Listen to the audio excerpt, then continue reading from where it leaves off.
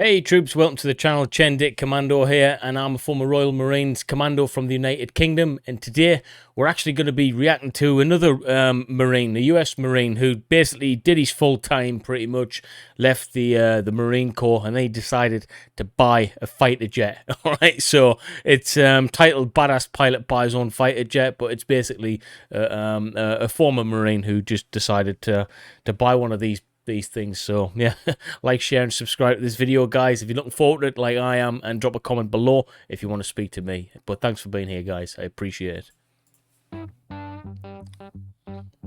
I've loved flying from the very first time I had a chance to climb into a military airplane. I knew right then and there that's all I wanted to do for the rest of my life. It was extremely addictive. I had the great fortune in Right, okay, so I can't really comment on that either way. I've never flown a plane before. I've I'm a bit partial to the odd drone and stuff. I've got a few drones I like to mess about with, but other than that, guys, yeah, I've never flown a fighter jet. In the Marine Corps to fly Harriers. It was not my first choice. I wanted to fly fighters, and the Harrier had a very bad reputation at the time, but that's what I was assigned to do. And after my first flight in a two-seater... Okay, so he's a retired test pilot, Lieutenant Colonel Art Niles. Right, so this is the difference between the US Marines and the Royal Marines. This is what sets them apart, is the sheer size and power of the United States Marines in comparison to the Royal Marines. Royal Marines are specialized infantry, all right, specialized amphibious infantry, really highly trained, but we don't deviate too much from that infantry role. Whereas the United States Marines, they've got their own air force, all right. You can be a pilot in the US Marines. You can be loads of different types of really specialized jobs. So to say that you were a pilot in the US Marines, I think it doesn't get any better than that, guys. It's really impressive. I was hooked. It was just amazing what the airplane could do compared to the other airplanes I had been flying, which was the A4.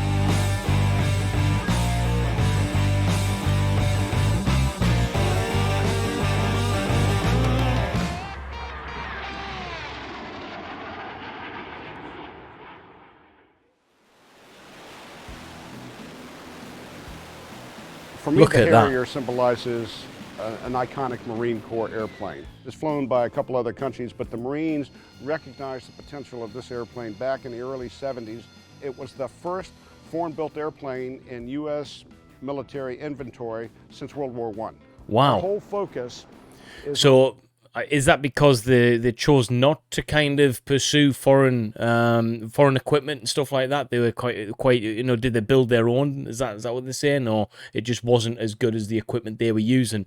I know when I went to America and I was working alongside the United States Marines, a lot of their equipment that they had was better than ours. It was good, especially the rifle, the saw, for instance, which is the equivalent of our LMG. It was much better, guys, much better indeed.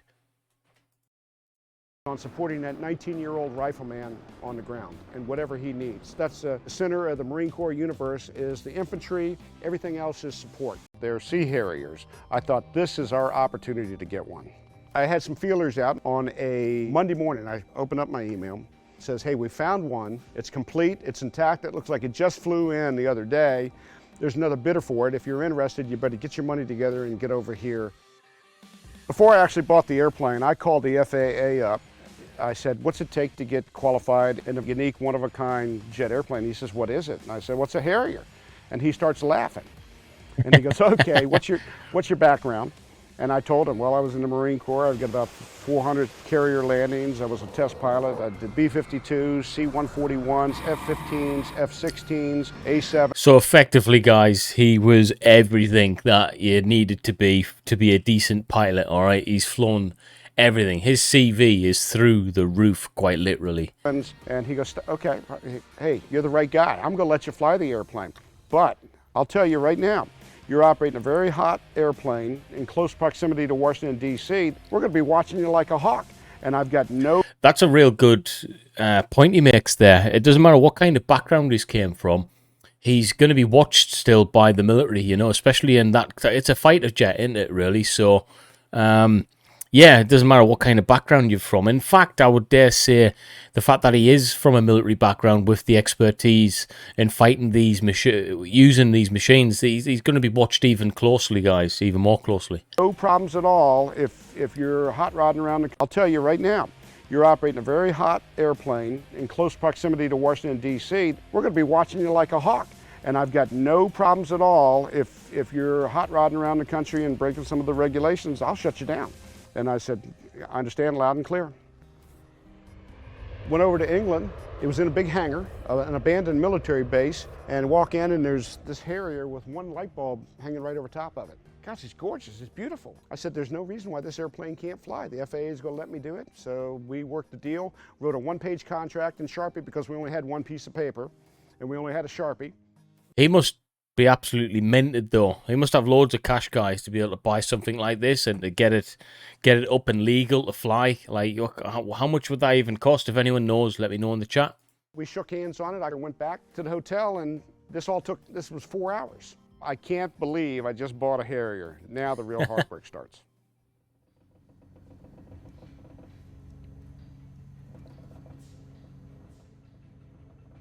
You still coming down, Pete? We've had our share of critics.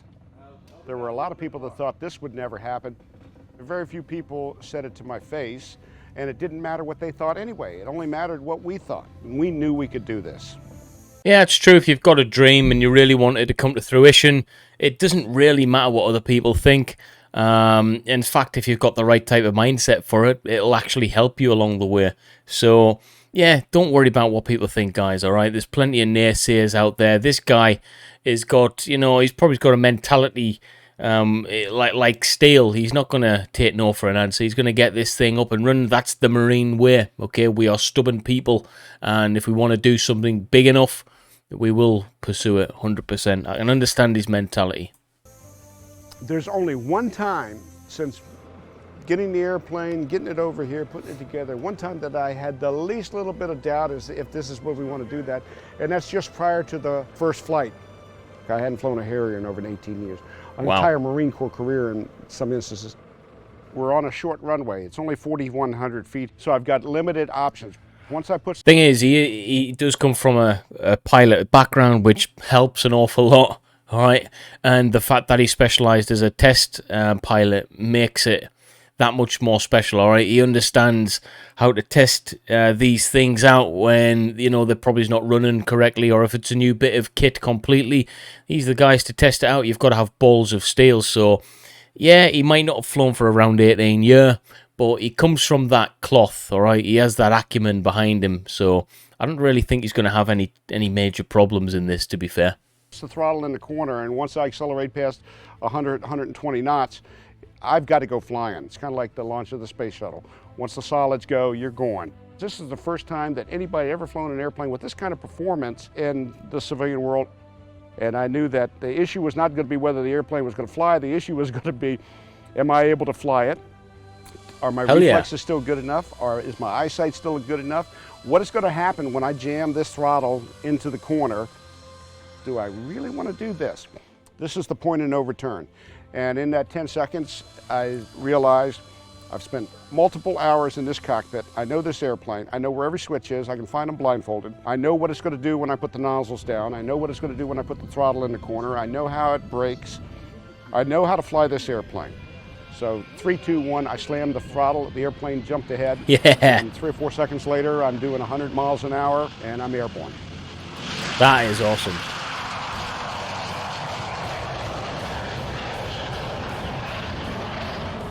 I was euphoric.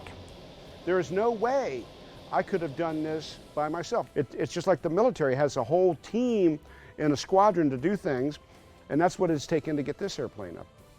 There are not many wives that would support their husband 100% on a project. Right, so yeah, I can agree with that completely. There are not many wives who would put up with that kind of stuff, especially when you're retired. She must have been with him the whole way throughout the military career, because I can guarantee not many wives would be happy about that. All right, guys. I know my wife is mega supportive, but would she be supportive of some kind of crazy venture like that? I don't know, man. Project like this. But I wouldn't be here today if I didn't have the complete support of my wife. Today we have 3 Harriers. One is fully operational and flying. Very soon we'll have the 2-seater operational and flying, and in the future I suspect that we'll have a 3rd Harrier flying. I'm the temporary custodian. This is not the Art Knowles airplane, this is the Harrier. In 5 to 10 years, these will be the only Harriers flying anywhere. With the supplies we have, with the manuals we have, with servicing equipment, this airplane will far outlast my ability to be able to pass the flight physical and safely fly it. Eventually my day is going to come where I'm not going to be able to fly this airplane anymore, but hopefully I will have passed it on to a younger generation who will be able to safely fly this airplane. That is cool, man. That is really, really cool. The fact that he's thinking ahead, he understands how, you know, the world is, and that these things are going to be, you know, there's new technology out there all the time, and then you see the airplane graveyards, don't you, where there's just all of these, you know, these has-been planes broken down into bits, and it's just a shell of the former selves. He's changing the whole dynamic. He's getting these things working again. He's flying them, and he's wanting to pass these things on. I think it's fantastic, actually, that he's trying to keep this brilliant plane alive, guys. What do you think? I think it's a brilliant idea, to be fair, and I fully support him on that one. I really like that video.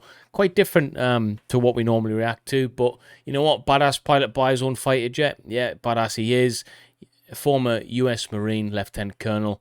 He's got my respect anyway, and even more respect for the project that he's put himself on, guys. I did see Jameson's Travels react to this video, and I thought, you know what, I'm going to do the same thing, because he's got good choice when it comes to that kind of thing. So yeah, this one was first inspired by watching part of it on his channel, guys. So go check both of these channels out. But other than that, thanks for being here. I really do appreciate each and every one of you guys. If you want to help me out a little bit more, you're more than welcome to become a member. You can press the join button or hit the link in the description. But other than that, I'll see you in the next video. Peace.